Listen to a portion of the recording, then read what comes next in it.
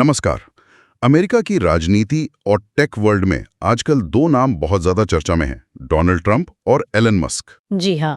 कभी लगता था कि ठीक ठाक रिश्ते हैं, पर अब तो जैसे सोशल मीडिया पर तलवारें खिंची हुई हैं। बिल्कुल। वो पिग पार्टी वाला मजाक, फिर बिग ब्यूटीफुल बिल वाला तंज, ये सब चल क्या रहा है?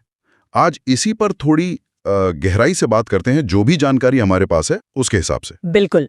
और ये सिर्फ दो जानी मानी हस्तियों की आपसी नोकझोंक नहीं लग रही है। हाँ। इसके पीछे शायद बदलते हुए राजनीतिक समीकरण है, कुछ महत्वाकांक्षाएं भी। जो हमारे पास जानकारी है वो इसी तरफ इशारा करती है कि ये टकराव अमेरिकी राजनीति के आने वाले कल पर भी असर डाल सकता है। तो फिर शुरू यहीं से करते हैं कि ये रिश्ते इतने तल्ख, इतने खराब कैसे हो गए? क्योंकि मुझे याद है कुछ टाइम पहले तक तो मस्क ट्रंप के कुछ फैसलों की तारीफ भी करते थे। हाँ, कुछ हद तक तो करते थे, लेकिन पिछले कुछ समय में, खासकर जब से मस्क ने एक्स यानी ट्विटर खरीदा है, हाँ, उसके बाद से उसके बाद समीकरण बदले हैं। एक बड़ा मोड़ तब आया जब मस्क ने एक ट्वीट किया।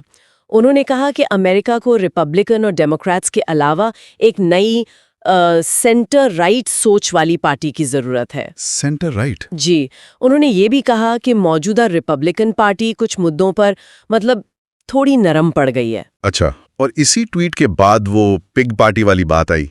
ये नाम बड़ा अजीब है वैसे। हाँ, ये मस्क के बयान पर ही एक तरह का पलटवार था। अच्छा। ट्रंप के कुछ जो कट्टर समर्थक हैं, उन्होंने मस्क की इस सेंटर राइट पार्टी वाले विचार का मजाक उड़ाते हुए इसे पिग पार्टी कहना शुरू कर दिया। ओह। और जाहिर है ट्रंप खेमे को ये बात बिल्कुल पसंद नहीं आई कि टेक जगत का इतना बड़ा नाम सीधे सीधे उनकी राजनीतिक जमीन पर दखल देने की कोशिश कर रहा है। और जहां तक मुझे पता है ट्रंप ने खुद भी तो मस्क पर कुछ कहा था, निशाना साधा था। बिल्कुल साधा था। ट्रंप ने मस्क पर तंज कसते हुए कहा कि मस्क खुद ही थोड़े उलझे हुए लगते हैं कि वो किस तरफ है। उन्होंने ये भी जताया कि मस्क पहले उनके समर्थन की बात करते थे, लेकिन अब शायद अपनी अलग राजनीतिक राह तलाश रहे हैं। इससे साफ लगता है कि अब दोनों के बीच वो पहले वाला भरोसा नहीं रहा, वो लगभग खत्म हो चुका है। समझ गया। अच्छा, और फिर वो बिग ब्यूटीफुल बिल वाला मामला क्या था? ये सुनने में तो काफी पॉजिटिव सा लगता है। हाँ, लगता तो है, पर ये ट्रंप का एक और कह सकते हैं व्यंग था, सार्काज़म था। अच्छा, सार्काज़म। जी। असल में मस्क ने शायद कोई राजनीतिक प्रस्ताव या कोई विचार पेश किया होगा। स्रोत बिल्कुल साफ नहीं बताते कि वो क्या था, लेकिन ट्रंप ने उसे पूरी तरह खारिज करते हुए मजाक उड़ाने वाले अंदाज में उसे बिग ब्यूटीफुल बिल कह दिया। मतलब ये कि ये बिल इतना बेकार है कि इसे बड़ा और खूबसूरत कहकर ही इसका मजाक उड़ाया जा सकता है। ये एक तरह से मस्क के राजनीतिक कद को कम दिखाने की कोशिश थी। तो क्या ये समझा जाए कि मस्क सच में कोई नई पार्टी बनाने की सोच रहे हैं? क्या ये बातें सिर्फ हवा में हैं या इसमें कुछ दम भी है?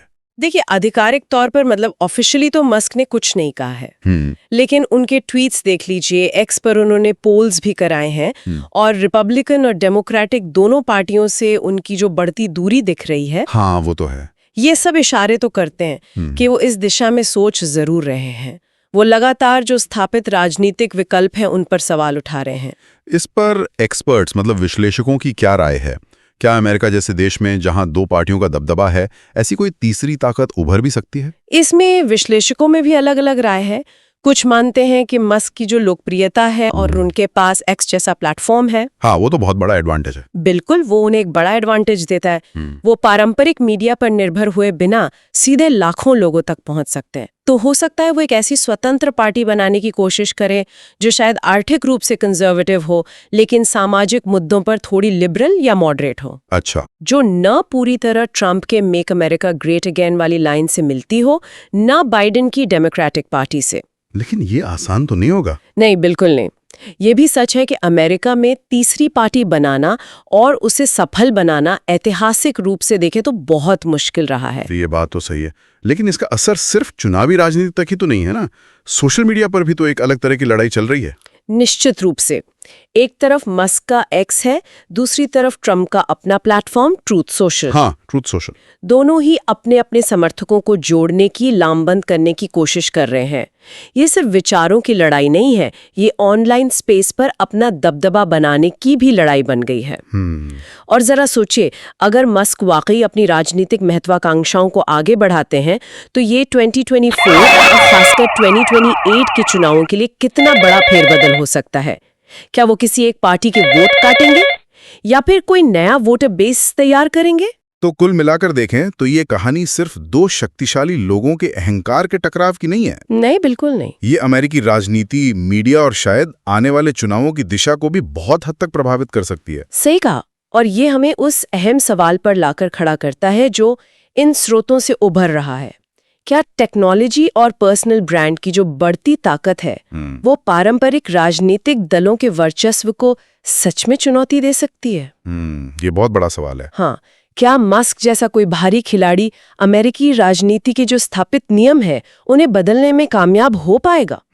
इन सवालों के जवाब तो शायद आने वाले वक्त में ही मिलेंगे, लेकिन इन पर गौर करना बहुत जरूरी है।